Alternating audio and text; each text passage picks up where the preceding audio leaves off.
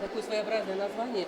Башкортостан, жемчужина Евразии. Почему такое название и в чем уникальность всего этих выставки? Евразия, это же как жемчужина украшаем Россию. Нам каждый год приезжают фотохудожники от Ирана, Италии, Франции.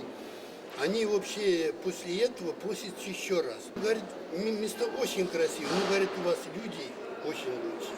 Потому что лучше, добрее людей, чем, например, вот я сейчас в последнее время за Урале снимаю очень, и добрее, чем вот этих местах людей нету.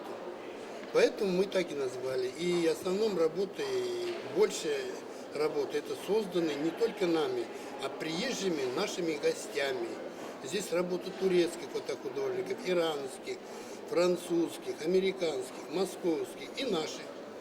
Вот видите, как мы все любим нашу родину одинаково. Нашу родину, я говорю, гордостью Башкортостан – это родина наша.